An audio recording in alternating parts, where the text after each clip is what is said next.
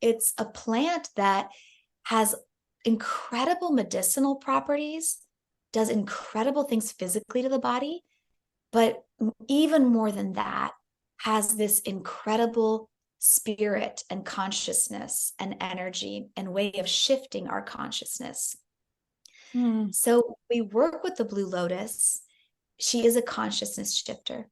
So our nervous system begins to shift and we get out of that beta brain waves, the like, and then I have to do this, and everything softens and our creativity opens and our consciousness expands. Welcome to the Wild Herbs Podcast, where we unpack and uncover the healing properties of wild herbs so you can heal naturally with the plants beneath your feet. I am your host, April Punsalan, botanist and ethnobotanist and herbalist dedicated to teaching you how to heal with plants. If you want to learn edible and medicinal plants, you are in the right place, my friend. So today I have a real special treat for you. I'm interviewing Marysia Miernowska, and Marysia is a earth activist, a green witch, a teacher, an author, a folk herbalist and healer rooted in the wise woman tradition. And she's here with us today to talk about the winter portal and how we can enter into this season in a more holy way, and how we can live consciously during this season. And also she's going to tell you about her experience with Blue Lotus, connecting with Blue Lotus. So thank you so much, Marysia, for your time and energy. I'm so happy to be here. Welcome, everyone. Yay. So when did you first realize that you were a medicine woman or a witch, whatever one resonates with you more? Medicine woman or witch. When did you realize that you were a green witch? Yeah. Well, I was thinking about this question and I'm so glad you sent it to me to think about, because when I first read it, I was like, oh my gosh, I can't remember. I think often when we're on this path, it can feel like it's always been this way. And then there are so many ways that we might actually connect to the archetype of witch or healer or herbalist without the intellectual part of us naming it, so that's really valuable too. But when I thought about it more, I think a really pivotal time for me when I came into identifying as a witch and realizing that I was a witch was in Vermont in my early 20s. I arrived to Vermont pretty burnt out from trying to be in the field of architecture. And it was a very patriarchal, very kind of, push driven, linear field to be in. And I came to the Northeast Kingdom of Vermont, which is like kind of the middle of nowhere, and was living in the woods, and the forest and the wild weeds and the muffled sounds in the snow, in the evergreens, they really kind of welcomed me back and allowed me to heal my body and my mind and my nervous system. And it was there that the plants really of my youth, being born in Poland, growing up in between Poland and Wisconsin, but these plants of my great grandmother and my grandmother, the wild weeds, the nettles, these plants they had taught me about when I was really little, they came back to me and really healed me. And spending time in nature, I began to really hear the plants talking and guiding me which plants I should be drinking.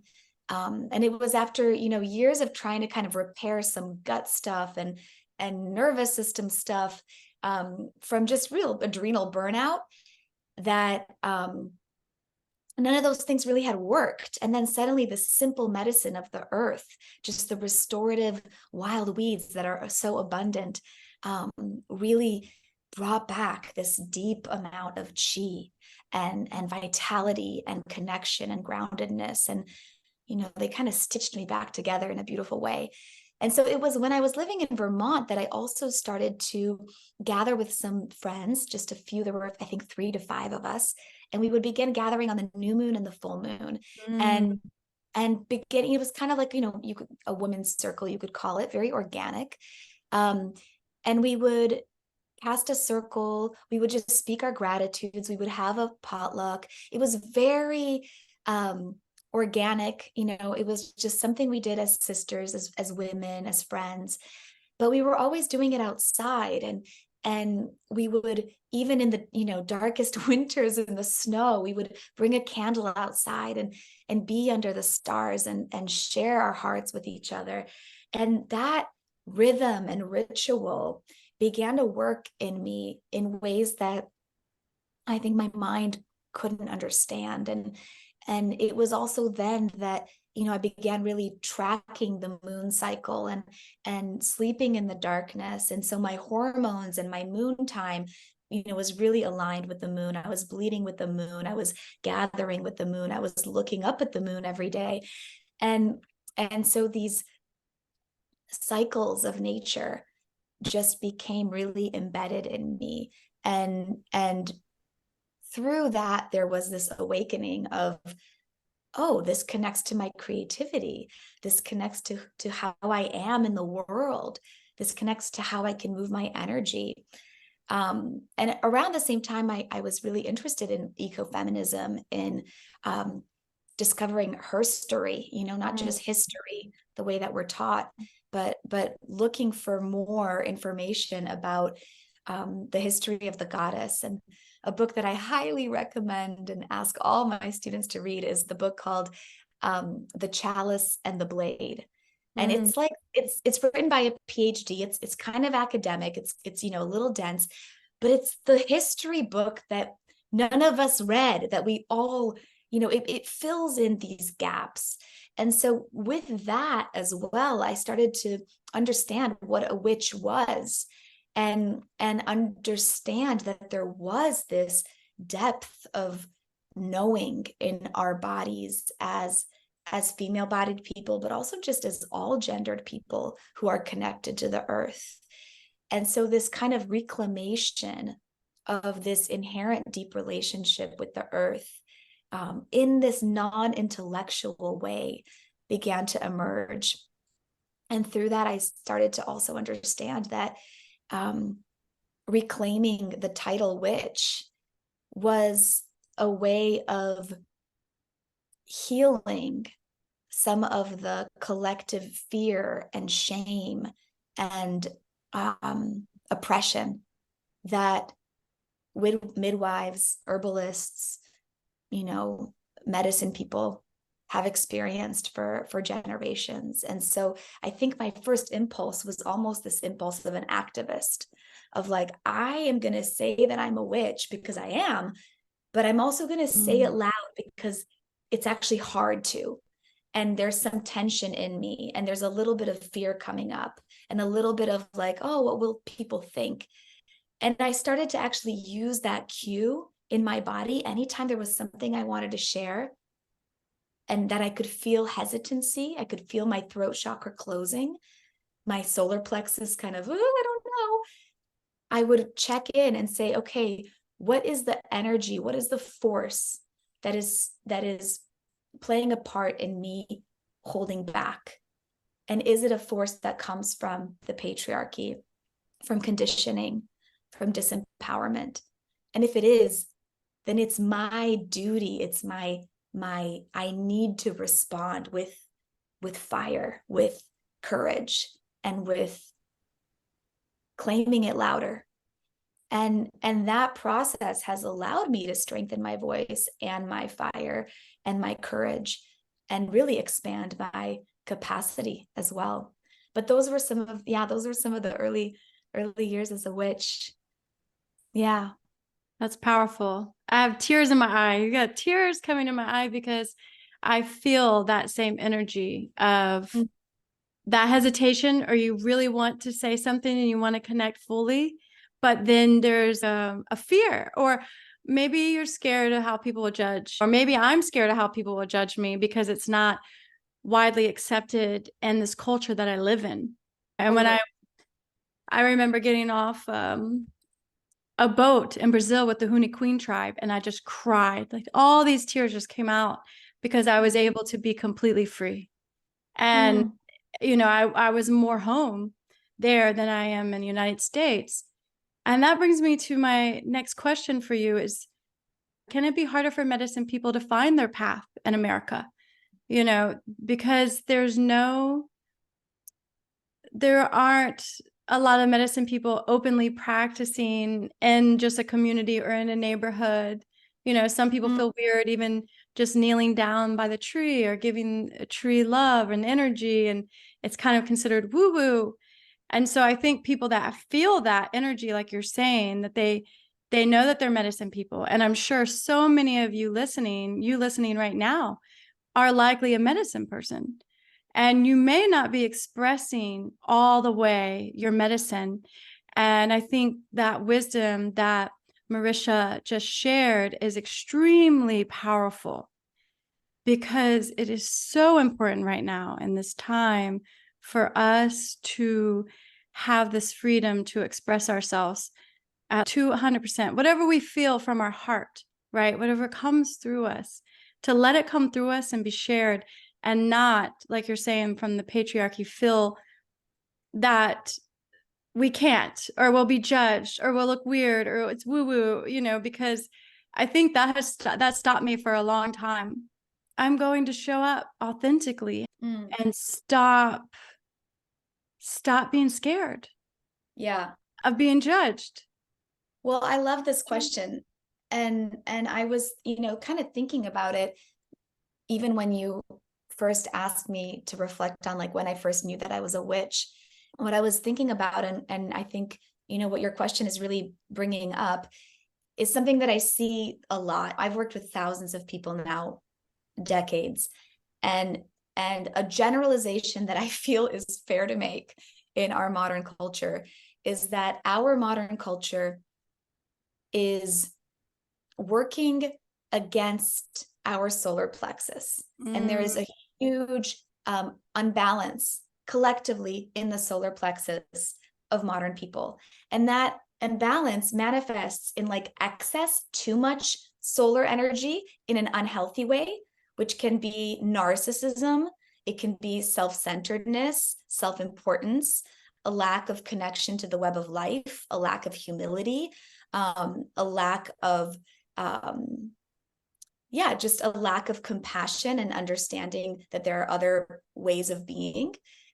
Or it can be this deficiency of like, oh, I'm not worthy, I'm not important, my gift is not, what is my gift to share? I don't even know what my gift is, because I've been so conditioned to consume the same as everyone else, to behave the same as everyone else, to think I want the same things as everyone else. And, the solar plexus is the seat of our power. And when we have a balanced solar plexus, we understand that true power is not power over someone or something. True power is the ability to change anything at will. And so it's that connection of the third eye and of our solar plexus and of our root, of being able to be an agent of transformation and using our consciousness and our awareness. And because our culture is sick, there is this excess solar plexus of like, we need to have power over. If I'm disempowered, then I need to make my voice louder and mute out others, or power over the earth, or power over other communities, other people. Truly empowered people, they don't need to feel power over someone else. They don't need to disempower others. That's not what happens when you are in your power. And again, that solar plexus is also the place where we connect to our inherent gift and our unique medicine, our unique nature. It's that teaching that, none of us will ever be seen again. None of us can ever be replicated.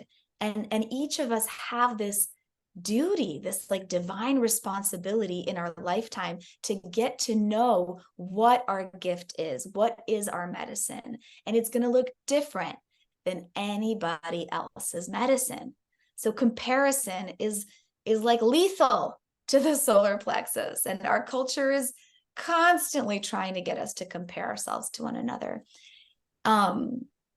so that, and I really also believe that in this time of climate change and catastrophe, all of the answers to all of the problems actually reside inside of all of us. And if only we could each connect to our gift and our passion and our purpose and our own unique way of contributing and sharing our energy and being an agent of transformation, I truly believe, I'm completely convinced we would be able to solve, this whole crisis that we're in. Yeah, so it's harder for people to fall in love with themselves in a healthy way, in a way where they are recognizing their interdependence upon the wheel of life and being of service to the earth that gives us everything.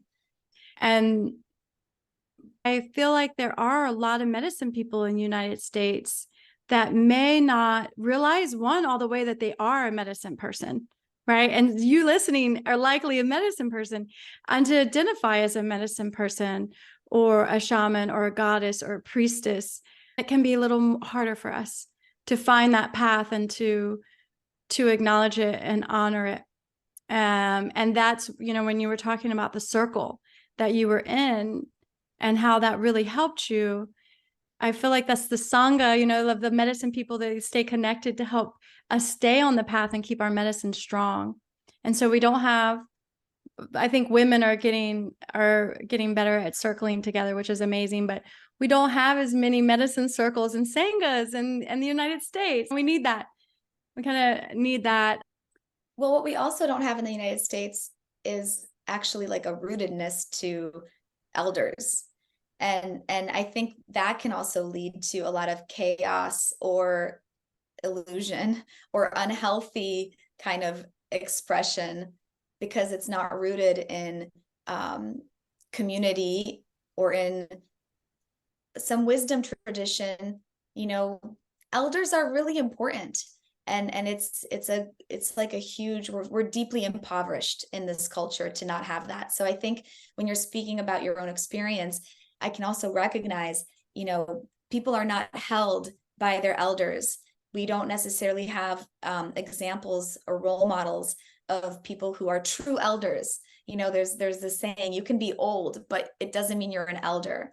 And being an elder, a true elder, means that you have wisdom and that you are living with a responsibility to teach generations to come and to share your wisdom and to be to guide others and to be able to be a bridge of that which was before and that which is yet to be. And so, without that root, it's easy for people who maybe do have an inherent gift to be medicine people, to use your words, but without either a root to a teacher or a lineage, which, like you said, is hard to find, then it's like having a root to the earth and allowing the earth and the plants to teach you is, I think, a really great way to stay rooted and humble and to be guided by something that is greater than ourselves. Because otherwise there's a lot of kind of ego and illusion and confusion, and it can cause harm. It can cause a lot of harm. Definitely plants are our greatest teachers, nature. And what you're saying about the seniors, that has been really hard. I feel like it's the forgotten voice. Like you said, we're very impoverished in that regard. So thank you for sharing that. When I was doing research on you, were diving deeper before we were going to do this interview, and I love this blog that you had, Holy Days. And I love that. I love that name, Holy Days, instead of holidays. And it's been a little hard for me this winter. A lot of times in the Christmas, it can be a challenge. And so I'm grateful that you had that Holy Days. And so I don't know if you can share with the listeners maybe how we can shift from the holidays to more of the holy days, or make this winter transition, because soon will be the winter solstice, make our winter more holy? I love that question. Yeah. Yes. Well, it's fun to kind of, break apart that word holidays. And like you said, I did write it holy dash days. And it can be beautiful to actually notice that underneath a lot of the traditions and ways of celebrating the holidays are some real beautiful pagan roots. And reconnecting to those can bring back a sense of wonder and awe and magic and actual connection to nature and to our capacity to be agents of transformation and to move these cycles and energies of nature through our body and our hearts and our relationships and our homes. So, the winter is a time of rest. It's in the northern hemisphere, that is, of course. It's the time when the days are the shortest, the nights are the longest. It's the most yin energy of the whole year. And there's a gravitational pull that we might be feeling too, the listeners.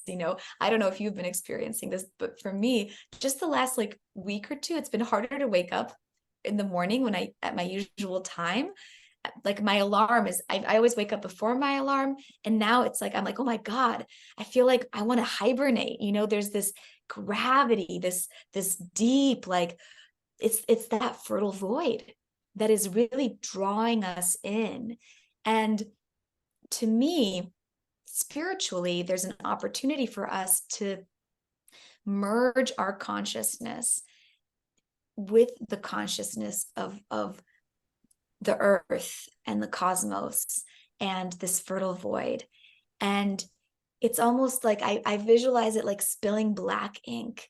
It's like this dissolving of our mind and of our ego and like who I am as a self and an individual, and allowing ourselves to reach such deep states of restorative rest that we enter those deeper brain waves when we're sleeping, like the delta brain waves, where we're not dreaming, we're not thinking, we're not identifying, and we're actually humming at this frequency of the dreaming earth. And, scientifically, when we're in the delta brainwaves, our body begins to produce the human growth hormone. And it's when we're actually healing and repairing cells. And so there's this beautiful kind of parallel between the spiritual teaching and a lot of mystery traditions and between science in our bodies, where it's through rest that we regenerate. And of course, our culture is one where is always trying to get us to caffeinate and to go and be out there and work and push and do more. And the holidays, the way they're celebrated, are annoyingly taking us away from the yumminess of winter, because it's time to be social. I mean, my goodness, the amount of holiday things I've been at the last week, it's crazy. That's summer energy for us to be going out of the house and networking and connecting and feasting. That's solar summer energy that's really natural when the gardens are bountiful, when the days are long, when we're needing to be working in order to create more food. But now is the time where ancestrally and spiritually and physically having more solitude, more quiet, more rest, more non-doing allows us to slip into these non-linear states of consciousness that fill in and help us be more whole. And so I feel like the winter is this time, this precious time. And I always give January, I dedicate January to this, because I just know that it's not going to be possible in November and December, because the holidays, it's just not going to be possible. So January for me and for the school and all my apprentices, the theme of January for us is rest and dream. And that's when we're okay, if I couldn't really drop into the winter portal, for the last, the whole 3 months from November to January, then let me really dedicate January to my rest and to dreaming, and working with herbs that open the dreaming mind, with consciousness shifting plants like Blue Lotus that we'll talk about, and really prioritizing rest, befriending boredom, really trying to shift our consciousness so that we can be more vast and slow. And from that place, we are changed. It's like as if we're seated. It's like as if spirit plants a seed when we can become that fertile void. And that seed is something that we begin to feel awaken around Imbolc and, February. And it begins to kind of crescendo and grow as we come into the spring equinox. And there's a whole new wave of creativity and like a new gift often that is born come late spring and summer if we allow ourselves to kind of dissolve our own ideas of what we want to create and who we are, and allow ourselves to dissolve into the mysteries in the winter. So that's some of the energy that's present for us. And what's beautiful is to remark that the festivals of Hanukkah and Christmas, at their root, they actually have that energy.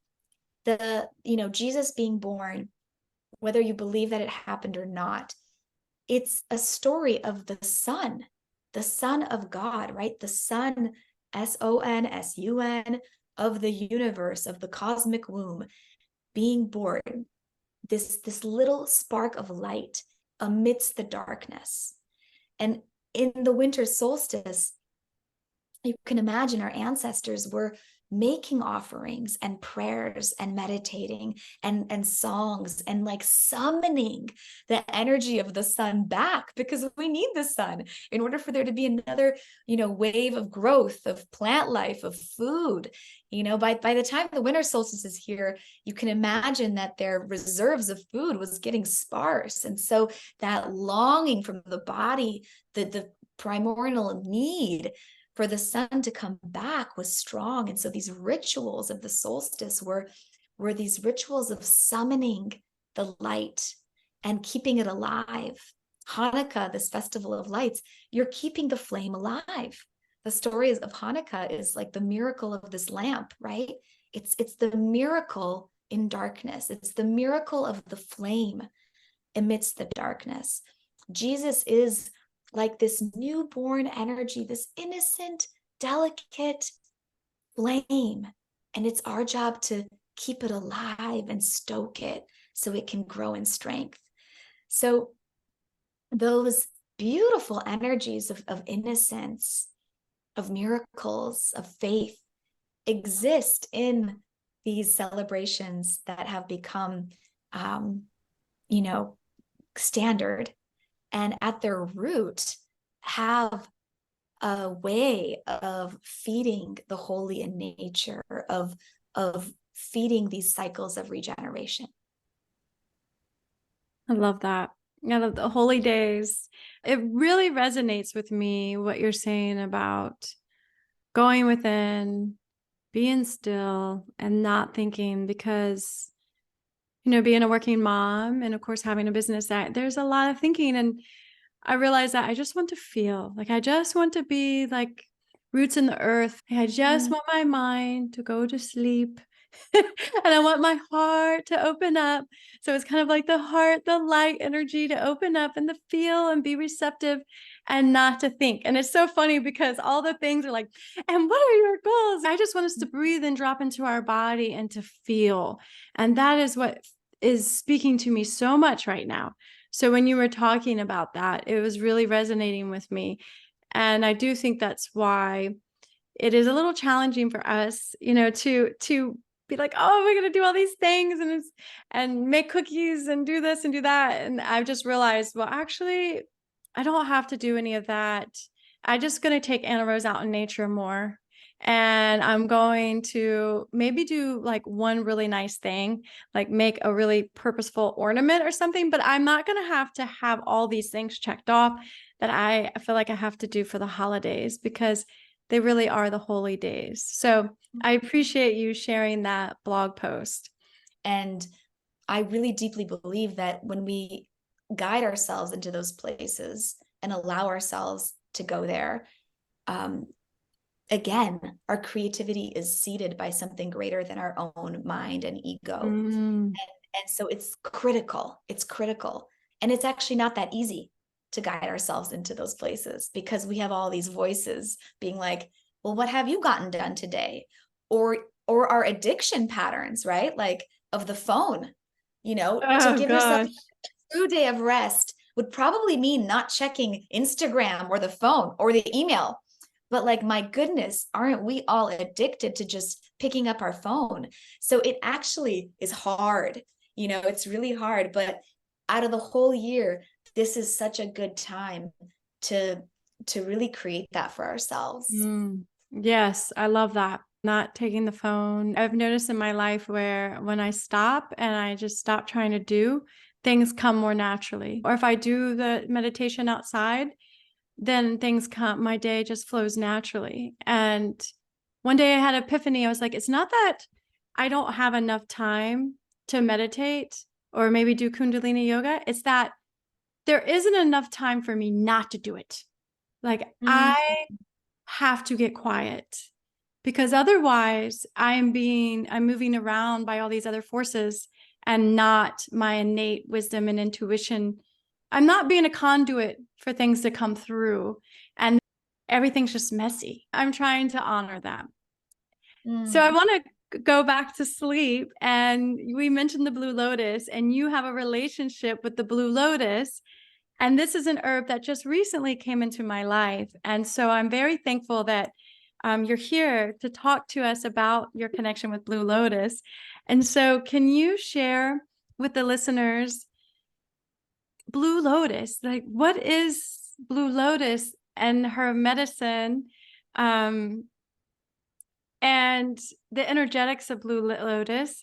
And maybe once you're done with that, maybe you could guide us through connecting with it. Because here's the thing, this is so funny, that I have this jar of Blue Lotus that was gifted to me, and I have not made a tea with it yet.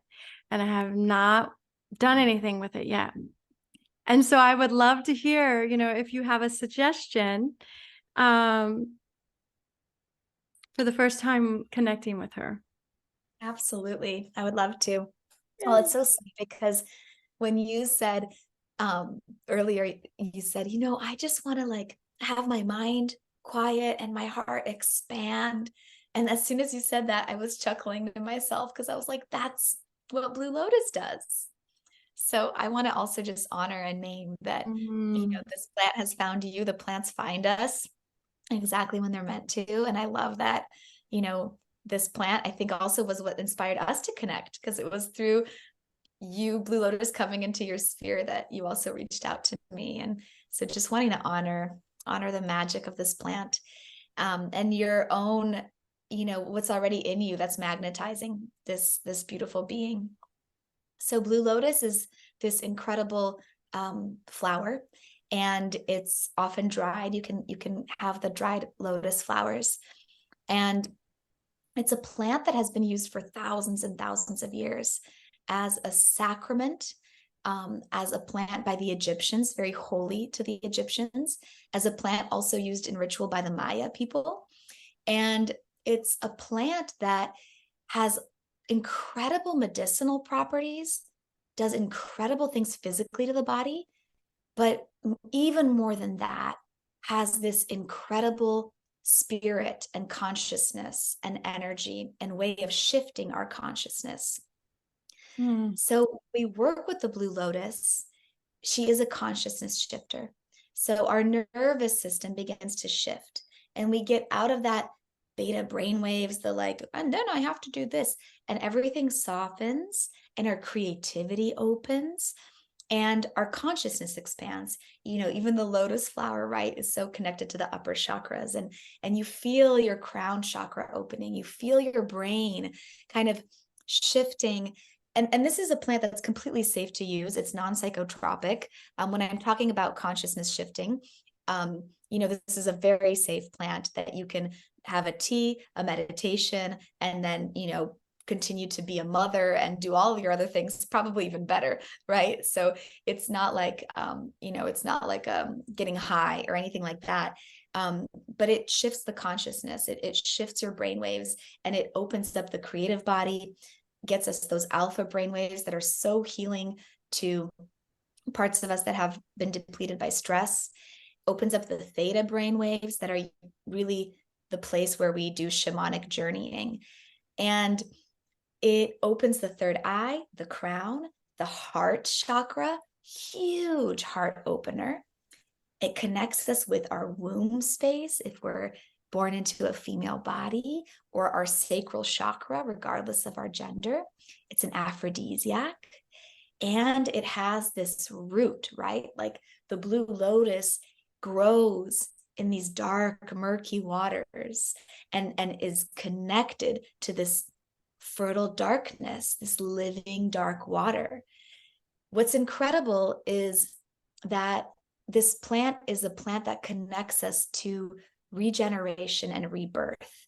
And it has been used in rituals of rebirth and regeneration for thousands of years. Every single morning, the lotus emerges from the dark, mucky waters and it blooms. And everyone that's listening should definitely Google to see what it looks like. It's the most beautiful flower you've ever seen. It has gorgeous shades of iridescent purples and royal blues. And at the center, it has the most gorgeous golden yellow radiant center. And so it's as if from the darkness, from this fertile womb, that the waters of our planet, the mineral waters, these murky, mysterious waters, comes this being that emanates the sun and that brings consciousness. And so even the creation myths of Egypt are that the whole world before there was any life, any plant matter, any humans, was just a planet of dark water. And from that dark water emerged the blue lotus. And the sun was born and life was born. And so traditionally, blue lotus was used with the pharaohs in ceremonies and offerings by the priestesses of Isis. It's a plant that holds that energy of Osiris, of rebirth. It's a plant that was consumed as a euphoric to induce shamanic states, to be buried with the pharaohs so they could be accompanied on this bridge of life to the afterlife and to rebirth. And there are ways that you can work with Blue Lotus internally to help you really access deep states of meditation, to help you with your shamanic journeying, and to help really open your heart and connect you to the consciousness of the fertile void, of dream time, of the earth, of your own deep mysteries. So my favorite way of working with Blue Lotus is to make a hot infusion, an overnight infusion. And so the way you would do that is you could take like 1 or 2 flowers, or about a handful if you have just the petals, and you would put it in a quart-sized mason jar and top it off with hot water from the kettle, put the lid on it so that the vapors and the steam wouldn't evaporate, and leave it overnight. And having an infusion that's been infusing for several hours, you can also put it in the moonlight. It really just gets a lot of the deep medicine extracted into the water. And then at sunrise, you can meditate with this plant. I recommend doing whatever you do to create sacred space for yourself. So maybe burning some blessing herbs, some incense, putting on some meditation music, a candle, really grounding your energy, opening your heart, because you're about to meet this being, this consciousness that is, comes from outside of you and is from the earth and is prehistoric. The blue lotus is millions of years old. So when you're ingesting this plant, or even connecting to the spirit of it without even drinking it in, you're connecting to a consciousness that has been on this planet for so much longer than you. And it has an intelligence and a wisdom and an energy of adapting to these many life, death, rebirths of the planet. And it has this incredible spirit. So grounding your body, opening your heart, and then, warming up your tea would be nice in the winter months because it's nicer to drink something that's a little warmer. And I always guide my students in a plant spirit meditation. And so, to kind of describe what that process looks like, it again begins with creating sacred space, grounding, having your tea. Meditation music is really helpful. Closing your eyes and beginning to breathe in and smell the exhale of this plant, and allowing yourself to just begin connecting just by opening your senses and, opening the sense of smell and welcoming in the spirit of Blue Lotus, really becoming humble in your heart and acknowledging that you are receiving the body of this plant and this being, and inviting in the wisdom and the message and the medicine of this plant. And then sipping slowly or at whatever pace your body is calling to drink it in, and keeping your eyes closed and spending about 20 minutes of just drinking and breathing and noticing how the energy of the plant moves through your body. Where does it go? And really just with your eyes closed and with your breath deepening, really just kind of opening your body and relaxing it to receive, and following the sips, noticing, does this, like, where is it going? Which energy center, which chakra? Am I feeling it in my belly? Ooh, am I feeling my breath expanding? Whatever it might be. And from that place, once you've really kind of noticed where you're feeling it, how it's shifting, at that point, I call in the spirit of the plant, and I ask the spirit of the plant to meet me, to enter, to greet me. And I begin to commune with the spirit. I ask, for it to show itself to me in some way, with my eyes closed and in my imagination. And I begin to, at that point, it's really often guided by the plant spirit itself, but you can ask for a message, you can ask for a hands-on healing, and just, again, notice what this plant is gifting you. From there, I guide my students into journaling and just writing down their experience. There's often a whole new wave of information that comes through when we journal immediately after a plant spirit meditation. It's also a good way of kind of gathering what we've received and allowing it to come into the more linear parts of our brain so we can integrate it. Yeah. And then when I'm teaching, that's when I'll then have students share. And then from there, I'll talk about the plant and her properties. So really kind of guiding people first into connection. The apprenticeship program that I teach is so much about helping people develop a relationship and an intimacy with the plants so they can learn directly from the plants and through their body. It's a very kind of almost like a tantric form of herbalism and plant communication. Yeah. Thank you so much for sharing that with us. When I infuse her, I will do it overnight, and then I will drink it in the morning. Does it matter if you drink it in the morning versus night, or because it's supposed to help induce dreaming? Okay. Yeah, you can drink whenever. Drinking it before going to bed is really beautiful too. I find that for myself, it's often easiest to connect to plant spirits, especially like a new plant spirit that you're meeting for the first time. Kind of like, especially maybe, you mentioned you're a mom. So like that morning time before the house is up and everyone's awake. Yeah. And also there's something about like slipping out of dream time where you can kind of help yourself by using that energy of just emerging into the day. You still have kind of some feet in those deeper states of consciousness. And if you kind of set everything up so that, you wake up and you don't check your phone, which takes us like straight into beta brainwaves, but you just wake up and you have your tea there and your candle, and it's almost like you just get out of bed and sit, and then it'll help you kind of access those deeper states of consciousness easier. I think by the end of our day, we're often so tired. We have so much on our mind, that it can be really relaxing to drink Blue Lotus. It's beautiful to drink it in the evening because it will help you with your dreams. It will help you relax. It can be also really nice to drink Blue Lotus kind of in that afternoon time when you want to switch into a more relaxed, aphrodisiac-y, yummy energy. And some people will have like a cocktail right at the end of the workday to get their body to relax. But you can, instead of having a cocktail, you can drink Blue Lotus. Blue Lotus also is an antispasmodic, so it relaxes the muscles in the body, giving you that kind of physical relaxation that, some people reach for alcohol for, and it'll shift again, it'll shift your consciousness, it'll get you in a more relaxed state. So definitely those afternoon, evening hours are beautiful. The sunrise is a beautiful time. Any time of day is great. And the plant has incredible medicinal properties. It's a heart tonic.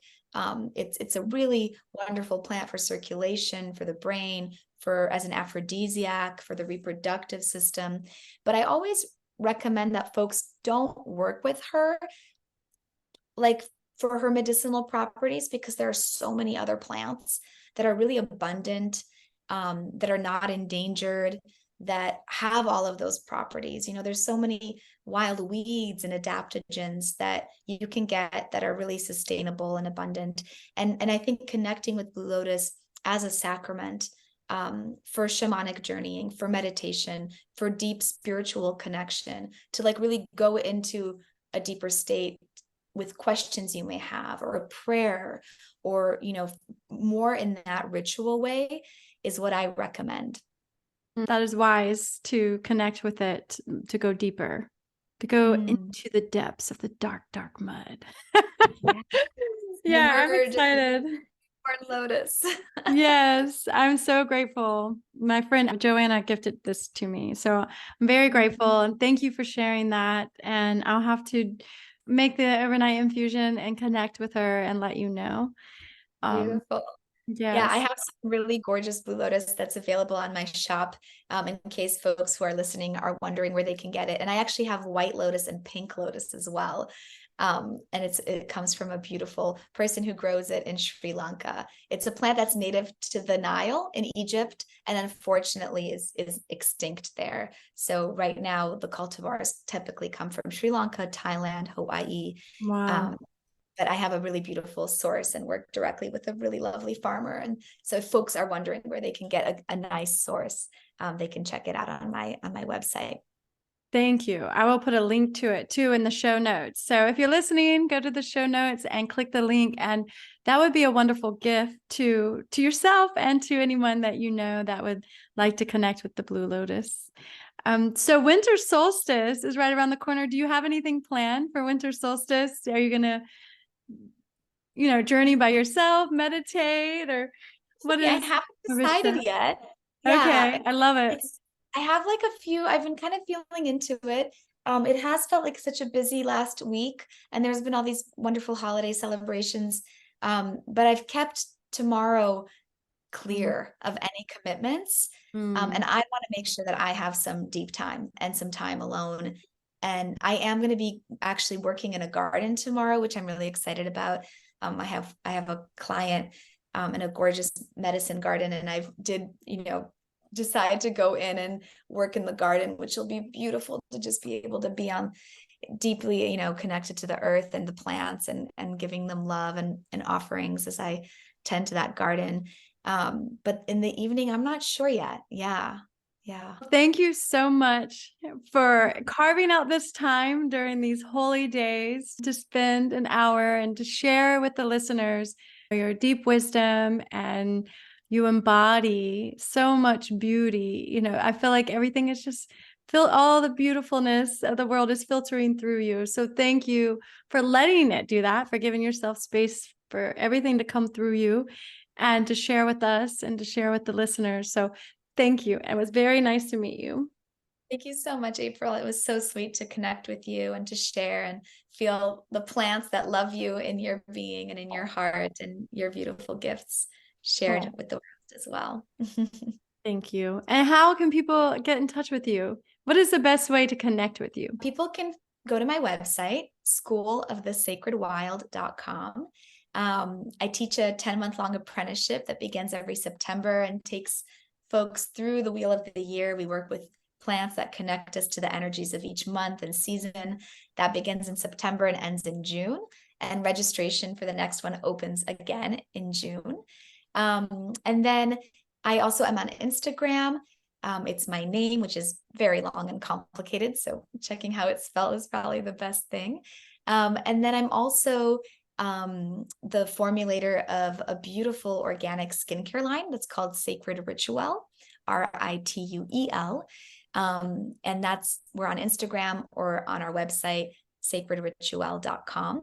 And that's a beautiful anti-aging, incredible face serum that I make that's infused with thousands of different flowers and healing herbs and cold pressed raw superfood organics oils.